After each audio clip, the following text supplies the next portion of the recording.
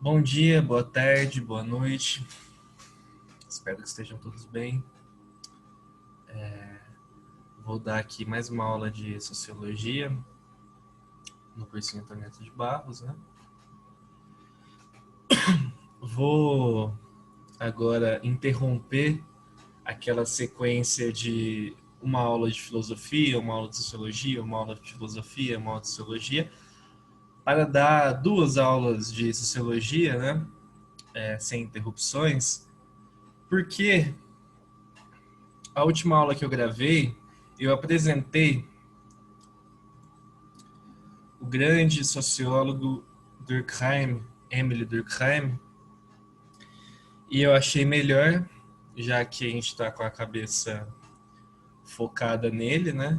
Achei melhor dar essa segunda aula de Durkheim de maneira seguida, né? Na semana passada, eu apresentei o autor falando da maneira e de como ele fazia a ciência dele, né? Como ele pensava o fazer científico, resumidamente, aquela ideia de pegar os métodos das ciências da natureza e colocar na sociologia, né? Mas quem não viu pode ver a aula anterior. E também apresentei, e aí vocês podem dar uma olhada mais detalhada, né, no vídeo, eu apresentei o conceito de fato social, que é, para ele, o objeto de estudo da sociologia, né? Aquilo que a sociologia deve compreender, o fato social, que tem três características fundamentais: a generalidade, exterioridade e a coercitividade. Então, eu já dei essa aula, quem não viu, assistam, né? E agora eu preparei essa aula em duas partes, a aula de hoje. A primeira parte, eu quero conversar com vocês e demonstrar como Durkheim vai sistematizar e vai categorizar os tipos de organização social. Organização social, na primeira parte, que é a solidariedade orgânica e mecânica, essa distinção. A gente vai ver isso nessa primeira parte. E na segunda parte, a gente vai falar sobre um tema também que é muito conhecido em Durkheim, que é o suicídio. Suicídio. Então, é nesse modelo que eu vou apresentar essa aula, tá? Nessas duas partes. Então, a primeira parte, a gente tem que falar de solidariedade orgânica e mecânica. O que seria isso? Primeiramente, vamos entender o que é solidariedade para o autor. Eu quero que vocês entendam solidariedade como a característica fundamental de determinadas relações sociais. Como se constitui essas relações sociais, tá? Ou o sentimento comum em um grupo. E ele vai distinguir em duas classificações: a solidariedade mecânica e orgânica. Lembrando que o Durkheim tem aquela ideia de entender a sociedade como um todo que molda e determina a vida dos indivíduos, né? Essa totalização do social. Beleza, a gente recapitulou então a aula passada e vamos compreender o que ele quer dizer quando ele distingue esses dois tipos de relações sociais e esses dois tipos de grupos sociais, a gente pode dizer, tá? Porque se a gente está falando em grupo, que tem indivíduos, né? Na sociologia, a gente está falando em relações sociais. Um grupo é composto de indivíduos. Os indivíduos, entre eles, têm relações sociais.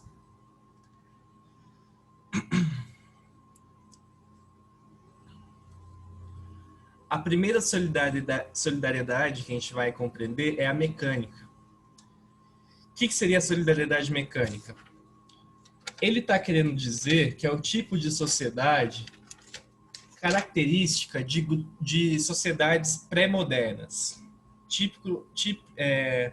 Um tipo de solidariedade característica de sociedades pré-modernas ou de comunidades. O que seria uma sociedade pré-moderna? Ser moderno, na época de Durkheim, né, que é ali na transição do século XIX para o século XX, ser moderno para ele é fazer parte daquela sociedade capitalista, industrial, burguesa, que estava florescendo, característico de países como a Alemanha, de países como a França industrial, a Inglaterra industrial, Estados Unidos. Sociedade moderna é isso. E esse tipo de sociedade vai ser caracterizado pela solidariedade orgânica, já que a mecânica é de sociedades pré-modernas. Pré-moderna seria o resto. O quê? As tribos do Novo Mundo, das colônias, né, que a Europa vai conquistar, as tribos, grupos indígenas e por aí vai. As sociedades da Idade Média, por exemplo, mesmo que europeias, né, ainda não tinha chegado na Era Moderna, como eu já demonstrei para vocês na primeira aula, né, por isso que é importante ter noção dessas fases históricas.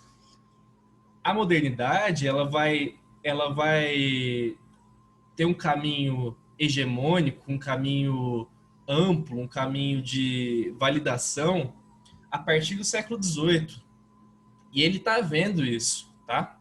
As sociedades pré-modernas são o resto, são as tribos, os grupos indígenas, tá? Nesse tipo de sociedade, as pré-modernas, diz Durkheim que, em termos de relação social, a solidariedade mecânica predomina o tipo de solidariedade mecânica. O que ele quer dizer com isso? Que lá os indivíduos são semelhantes, eles têm uma consciência coletiva que não os difere. Então, por exemplo, tem uma obra que a gente estuda dele que chama As Formas Elementares da Vida Religiosa, que a gente estuda em antropologia de uma maneira bem resumida. Antropologia é o estudo da cultura, né? Da relação dos indivíduos com a cultura.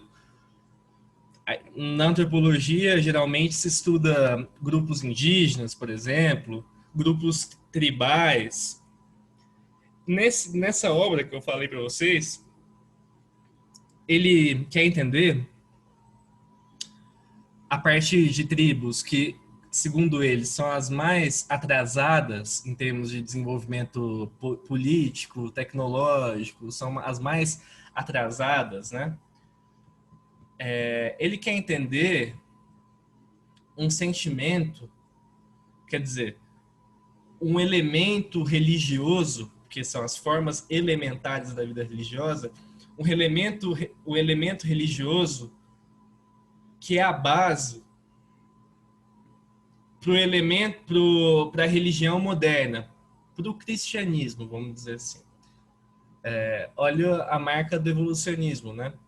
Quer dizer, ele está vendo ali uma religião simplificada de povos bárbaros, vamos dizer assim, né?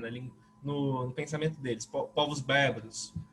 E ele quer entender quais são os elementos religiosos em comum com a religião moderna, com a religião praticada nos países europeus da época dele. E ele percebe nesse estudo que ali os indivíduos não se diferem.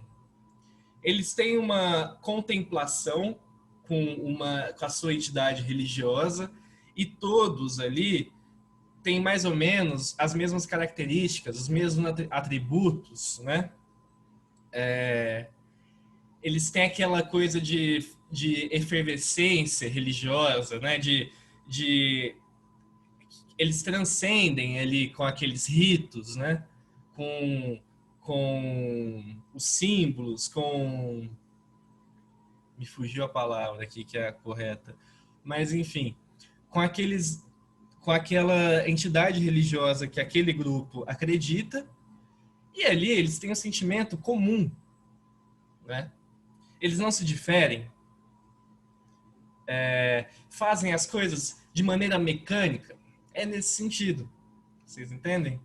É nesse sentido. Então, pensem nisso, né? Pensou em solidariedade, viu solidariedade mecânica em questões e tal, que diz respeito a Durkheim, porque eu não estou falando que ele está certo, existem outras categorizações, existem, mas ele classificou dessa maneira indivíduos, melhor dizendo, povos tribais que possuem características ali que não se diferem, tá? E levam a vida de maneira mecânica, fazem as mesmas coisas, agem, todos compartilham de uma mesma crença. Geralmente, no que diz respeito ao trabalho, não há uma divisão do trabalho tão complexa, tão aprofundada como na sociedade industrial. Então é nesse sentido de ser mecânico, né? Ao passo que a solidariedade orgânica seria o desenvolvimento dessas relações sociais, né? A gente lembra que, eu gosto de falar isso, que o Durkheim tem característicos traços de evolucionismo, né? Então pode-se dizer que ele acredita que a sociedade moderna da solidariedade orgânica se desenvolveu, né? A sociedade moderna que compreende essa solidariedade orgânica no que diz respeito às relações sociais, por que ela é orgânica? Porque nela predomina a divisão, a lei da divisão do trabalho. E eu não estou falando só em termos de economia ou de mundo econômico, né? Ou de trabalho no sentido econômico, no sentido das indústrias e tal. Não estou falando só disso. E ele não fala só disso. Para ele, a lei da divisão do trabalho se aplica tanto aos organismos como às sociedades, né? O que significa isso?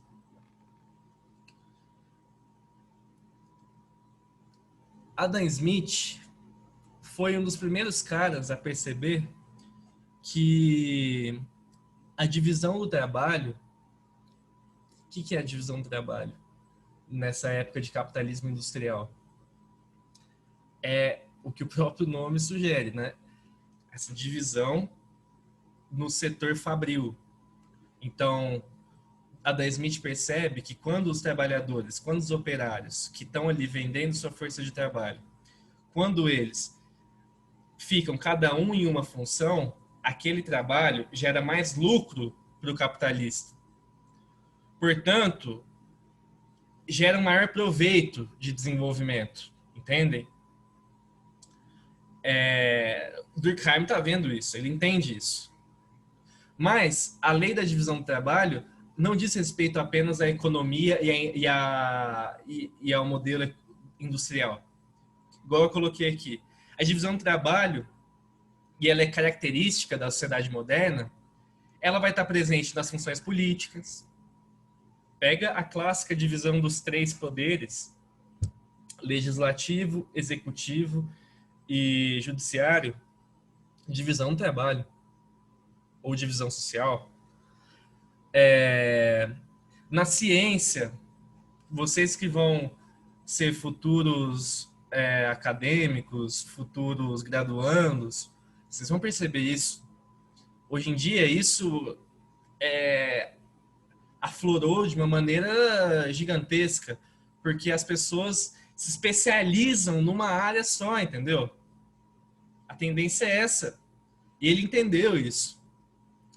E, de novo, quando ele fala que se aplica aos organismos, e é claro, você vai ver uma função celular, na biologia vocês podem perceber isso, um funcionalismo ali, né? Cada elemento que tem sua função, e há uma divisão também das coisas, né?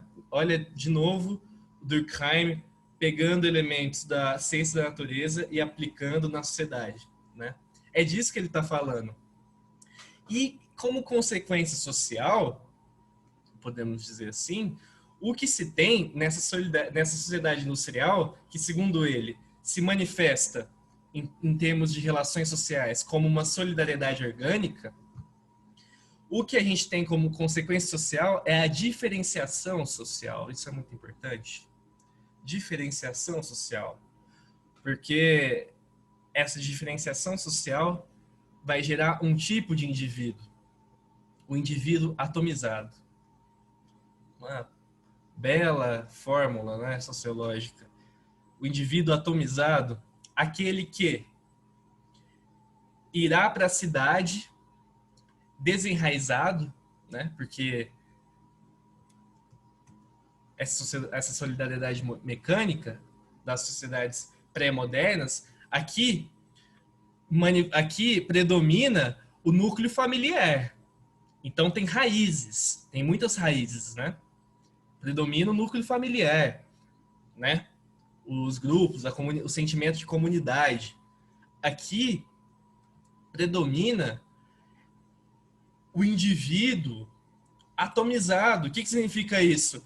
O indivíduo que já não tem, que é desenraizado e que vai ter que participar dessa sociedade moderna como um indivíduo que tem uma identidade pessoal própria, o indivíduo que vai ter que participar da competitividade do mercado de trabalho, portanto sozinho, né? Atomizado, vai ter que lutar, vai ter que ser competitivo.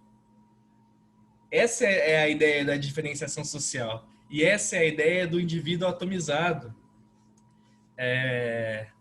O indivíduo que faz parte de todo desse todo social, né? Como a gente sabe que o Durkheim gosta dessa dimensão.